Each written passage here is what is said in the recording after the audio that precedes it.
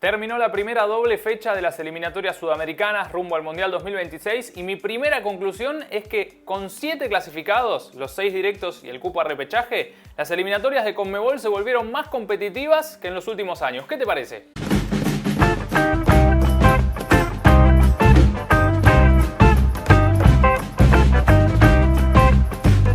La idea de este video es hacer un breve análisis de lo que fueron las primeras 2 jornadas para cada seleccionado y en base a esto voy a dar mi pronóstico de cómo creo que van a terminar las eliminatorias Conmebol y quiénes van a ser los clasificados a la próxima Copa del Mundo que se juega en Estados Unidos, Canadá y México. Quizás para muchos el pensamiento principal era que con tantos cupos perdía un poco de competitividad. Yo creo que para Argentina y Brasil sí va a ser un poco más aburrido, les va a dar posibilidad de probar más cosas, pero para el resto de los equipos va a ser una oportunidad más y aparte vamos a tener una paridad que creo que nunca antes hemos visto, porque tal vez Venezuela, Paraguay, Bolivia en las últimas fechas de las eliminatorias anteriores ya llegaban sin chances y en este proceso eliminatorio van a llegar con chances hasta el final casi todos, porque hasta el séptimo se meten en la Copa del Mundo. Voy a empezar por la parte alta de la tabla donde no hubo sorpresas. Argentina y Brasil tienen 6 puntos después de 2 partidos.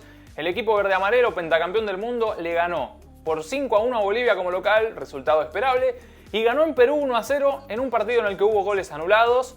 Para Brasil hubo tiros en los palos, pero Brasil, a pesar de ser superior a Perú, no encontró un juego tan bueno como el que venía mostrando en eliminatorias anteriores. Recordemos que el proceso anterior lo terminó invicto de la mano de Tite y que en el Mundial quizás decepcionó un poco, pero bueno, ahora es con Fernando Diniz, entrenador de Fluminense, que está de forma provisoria en Brasil, esperando por la llegada de Carlo Ancelotti, algo que todavía no está confirmado. Entonces Brasil está en medio de un proceso que no termina de arrancar y no se entiende bien para dónde va a ir. Lo cierto es que cumplió, ganó sus 2 partidos y no hay mucho más que decir.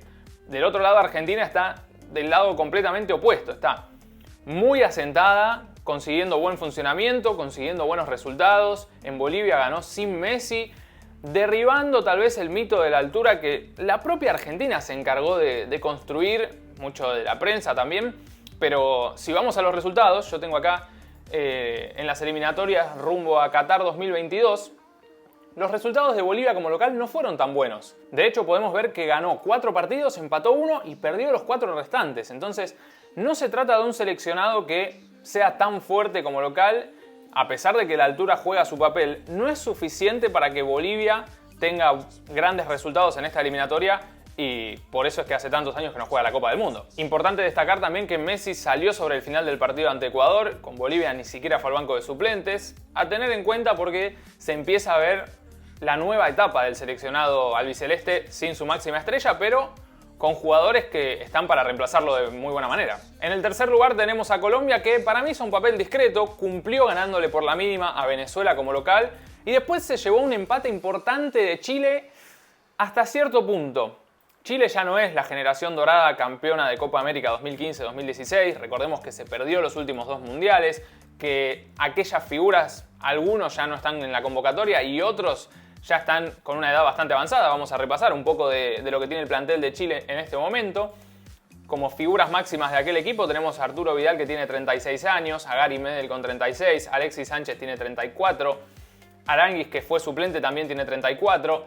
Entonces, hablamos de un recambio generacional en el que Chile todavía no encuentra su lugar en el continente, le costaron mucho las últimas eliminatorias.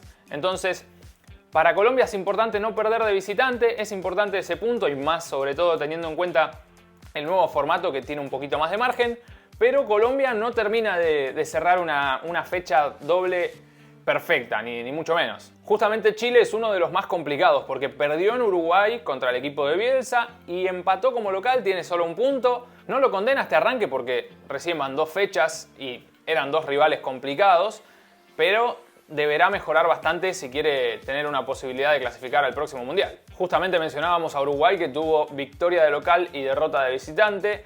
Ganó 3-1 contra Chile en un partido en el que se vio un poco de lo de Bielsa, aunque el entrenador dijo que el rendimiento del equipo no tuvo nada que ver con su trabajo, obviamente porque tuvieron un solo entrenamiento, creo, en lo que era futbolístico, por una cuestión de calendarios y descansos y demás. Pero es cierto que se vio otro Uruguay en esa primera fecha. En el segundo partido le tocó jugar como visitante en Quito contra Ecuador. Ganaba 1-0, pero el equipo local se lo dio vuelta, hubo polémica en el final. Yo voy a dar mi punto de vista. Para mí no fue penal de Galíndez. De hecho, el VAR lo terminó explicando. Galíndez va a buscar la pelota. Primero toca la pelota y después impacta con el delantero de Uruguay de forma totalmente, no diría casual, ni tampoco sí, o sea, no busca el contacto con el delantero uruguayo. Por lo tanto, creo que estuvo bien y aparte fue clarísima la explicación del VAR y también de varios periodistas que están muy metidos en lo que es el análisis reglamentario por ahí de cuándo participa el VAR y de cómo lo hace, ¿no? Creo que a pesar de esta derrota se sacó de encima uno de los estadios más complicados que hay que visitar en esta eliminatoria. Perdió por solo un gol en la altura de Quito.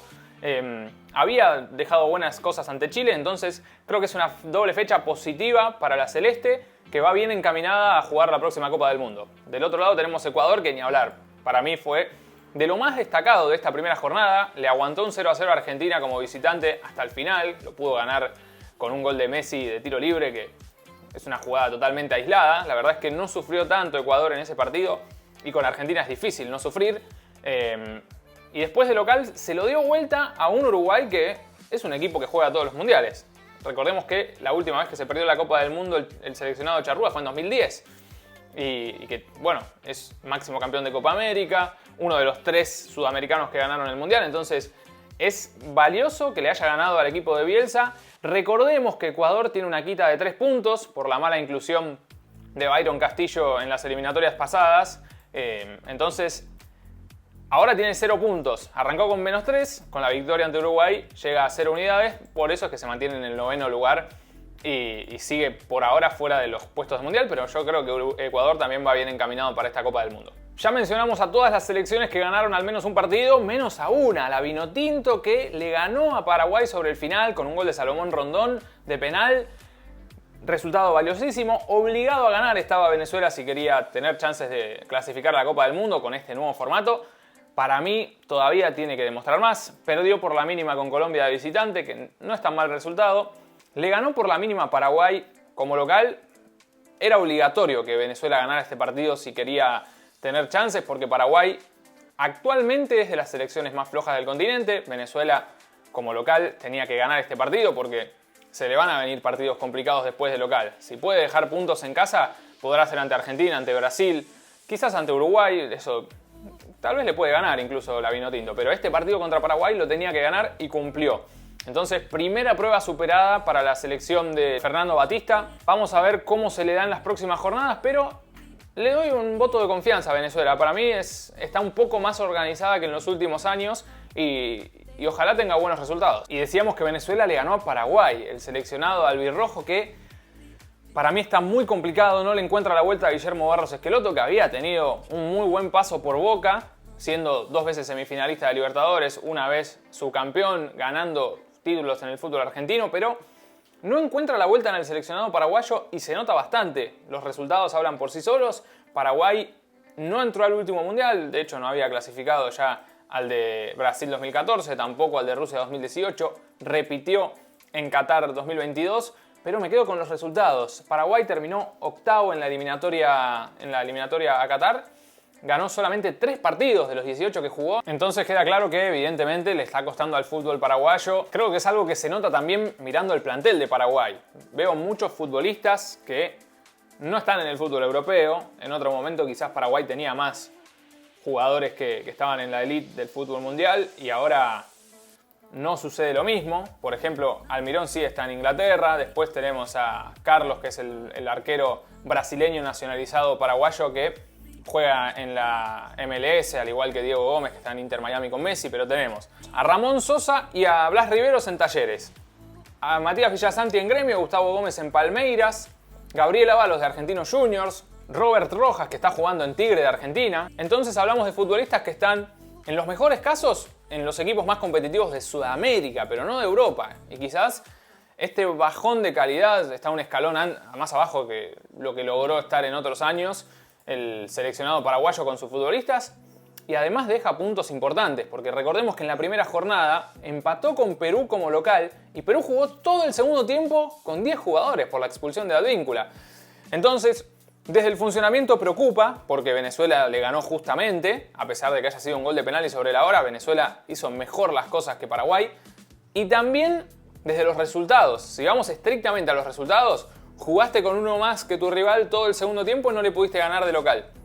Y después Venezuela te ganó en el último minuto.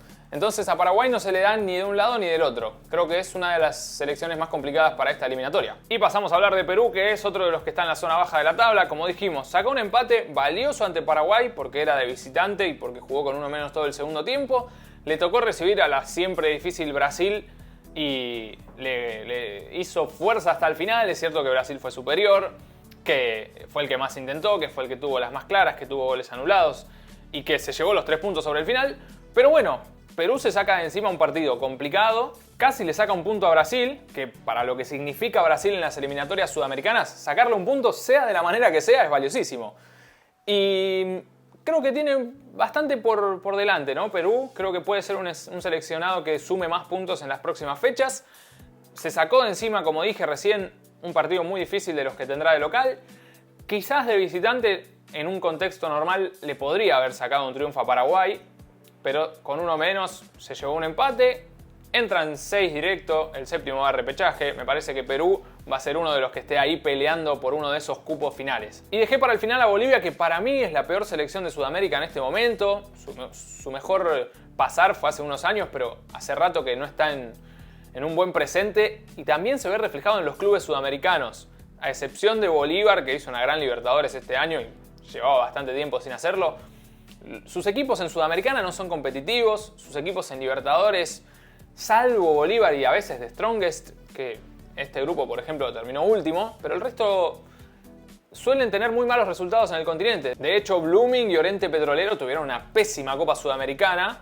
Creo que Blooming sumó un punto en la última fecha, pero Oriente Petrolero se fue goleado. El año pasado perdió 10-1 con Fluminense, lo voy a buscar ahora. Oriente Petrolero perdió todos los partidos de grupo y recibió 20 goles en 6 partidos. La verdad es que el fútbol boliviano en general para mí no está en un buen momento. Hay muchos seguidores bolivianos que quizás me contradigan o que estén decepcionados o enojados con lo que yo digo. Ojalá me puedan cambiar esta visión y que me puedan explicar un poco más en los comentarios de las fortalezas quizás que tiene el fútbol boliviano. Además de todo esto, se suspendió la liga por presuntos arreglos de partidos y se anularon las 24 fechas que se habían jugado de la primera división de Bolivia. Entonces, hablamos de una situación institucional que es bastante complicada. En este contexto, hay que decirlo, le tocaron los dos rivales más difíciles. Brasil lo goleó 5-1 y Argentina le ganó 3-0 en La Paz. Pero como dije al principio del video, La Paz le da cierta ventaja, pero no le alcanza a Bolivia. No puede depender de la altura y se ha demostrado. Como dijimos, voy a repetir el dato de la primera parte del video. El año pasado ganó 4 de 9 de local. Entonces no es que gana todos los partidos de local. Vamos a ver con este cambio de formato, ahora que son 7 equipos los que pueden entrar, 6 directos y un repechaje, si Bolivia tiene un poquito más de constancia, porque generalmente llegaba a las últimas fechas ya eliminado, ya sin chances matemáticas, y eso, guste o no, influye muchísimo en lo psicológico, pero ahora cambia la cosa, porque en las últimas fechas, por ejemplo, tenemos fecha 17 Colombia-Bolivia, fecha 15 yendo un poquito más para atrás, Venezuela-Bolivia. Son partidos a los que Bolivia en la última eliminatoria llegó con chances mínimas de clasificar y ahora puede ser que llegue con un poco más de margen. Entonces no hay que descartarlo como a ninguno, porque son 10 selecciones y clasifican más de la mitad, pero necesita también, es otro equipo al igual que Paraguay que con lo demostrado hasta ahora no tiene para competir en el continente por uno de esos 6 cupos ni por el séptimo repechaje. Bueno, y para el cierre del video, como les prometí al inicio también, voy a dar mi pronóstico de cómo creo que van a terminar del primero al décimo los 10 equipos del fútbol sudamericano en estas eliminatorias rumbo al Mundial 2026. Ya por lo que fui diciendo en el video se darán una idea de varias cosas y de mis criterios y de lo que vengo viendo en estas 2 fechas. Pero bueno, como siempre digo, esto es con respeto, sin ánimo de ofender a nadie y sabiendo que me puedo equivocar en todo. Y que si no están de acuerdo está buenísimo que también lo puedan expresar en los comentarios porque me interesa también y a mí me ayuda a entender mucho más cómo se ve el fútbol desde los distintos países del continente. Y aparte que uno con su selección está mucho más metido y puede dar mucha más información, entonces es bueno tener los comentarios de todos los seguidores de los distintos países sudamericanos. Para mí, el primer lugar por ahora es para Argentina. Obviamente entre Argentina y Brasil está la disputa porque están un escalón por encima de los demás. Yo generalmente veo mejor al seleccionado brasileño a pesar de que soy argentino. De hecho, era mi candidato para Qatar 2022. Pero acá veo un proceso que está bastante incierto en Brasil. Con Fernando Diniz como DT, que puede ser provisorio o puede quedar fijo, que no encuentra tan buen funcionamiento, pero que aunque lo encuentre, compite con una Argentina que está en su mejor momento, en su mejor nivel. Una Argentina que está con mucha confianza, con mucho recambio y con futbolistas que están en un altísimo nivel, sobre todo cuando juegan en la selección. Entonces, probablemente se termine definiendo en los dos duelos directos, Brasil-Argentina y Argentina-Brasil. Pero bueno, si yo hoy tengo que elegir una de las dos que está mejor que la otra, es Argentina. Me meto en el tercer puesto y voy a elegir a Ecuador, porque hizo una gran doble fecha, ganó contra un equipo que es un rival directo, que suele jugar mundiales, y perdió con Argentina sobre la hora y de visitante. Ecuador viene de jugar la última Copa del Mundo, tiene bastante recambio generacional, tiene jóvenes promesas, tiene ahí a Independiente del Valle haciendo un gran trabajo con los juveniles que después saltan al mundo, como el caso de Moisés Caicedo, por nombrar uno de tantos. Creo que a pesar de la quita de 3 puntos, a Ecuador le va a alcanzar para ser tercero en esta eliminatoria. Es cierto que necesita mejorar tal vez con su rendimiento de visitante. Recuerdo que en las últimas eliminatorias había arrancado con un muy buen nivel y después terminó sufriendo más de la cuenta, no tanto porque clasificó con una fecha de antelación, pero parecía que se despegaba más de lo que terminó siendo. Pero para mí el tercero es Ecuador y en cuarto lugar lo voy a poner a Uruguay. Equipo de Bielsa, creo que juega bien o intenta buscar una buena forma de juego. De local se va a hacer muy fuerte, de visitante se sacó de encima un partido complicado en el que casi se lleva un punto. Es un equipo competitivo que no va a faltar actitud. Con Bielsa creo que no van a faltar intentos de ser ofensivo. Puede gustar o no, a mí particularmente me gusta bastante Bielsa como entrenador. Puede haber a quien no le guste, pero es innegable que es un entrenador experimentado. Y teniendo en cuenta que no es que Bielsa agarró Bolivia o Venezuela que no clasifican al Mundial. Agarró a Uruguay, que suele clasificar y creo que lo puede potenciar. Creo que Uruguay puede encontrar un mejor nivel que en los últimos procesos clasificatorios. Llegamos al quinto lugar y yo se lo voy a dar a Colombia. Estaba entre Colombia y el que viene después, que ya les voy a decir. Pero me parece que Colombia tuvo un buen arranque. Ganó su partido de local, empató de visitante. Desde los resultados le fue mejor que desde lo demostrado en cancha, pero también es un seleccionado que tiene varias opciones, que tiene bastantes futbolistas en Europa. Y esa jerarquía se nota bastante. Tiene un entrenador que es nuevo, que es Néstor Lorenzo, que todavía tiene que demostrar, ¿no? Que está conociendo al plantel, que está jugando sus primeras armas como técnico de Colombia. Un seleccionado que necesita volver a jugar el Mundial después de haberse ausentado en Qatar 2022. Recordemos que había jugado 2014, que llegó hasta cuartos, 2018 que llegó hasta octavos. Pero para mí Colombia tiene buen plantel, tiene buenos resultados hasta el momento y lo veo metiéndose en el quinto lugar en estas eliminatorias. Mi sexto clasificado es Perú, que a pesar de que arrancó con un empate y una derrota, tiene algunos futbolistas de Europa, otros que juegan en el nivel más alto de Sudamérica y otros que están en la liga peruana, como Yotun, como ser Andy Polo. Pero me parece que es una selección que en los últimos procesos se acostumbró a pelear por ir al Mundial. En 2018 lo logró, en 2022 perdió el repechaje, pero sabe lo que es competir por uno de esos cupos y creo que va a ser uno de los grandes beneficiados por esta ampliación de cupos. Fíjense que de hecho lo estoy poniendo en el sexto lugar, que es la posición clave de la tabla, donde antes no ibas ni a repechaje y ahora vas directo al Mundial. Entonces, para mí Perú va a ser el gran beneficiado del cambio de formato. En una eliminatoria muy competitiva va a lograr meterse a la Copa del Mundo. Y me queda el séptimo lugar, que yo se lo voy a dar a Chile. Podría ser a Venezuela también, que ha demostrado buenas cosas en estas dos primeras fechas. Creo que va a estar muy parejo ese séptimo lugar, pero Chile tiene más experiencia, a pesar de que Venezuela ahora tiene algunos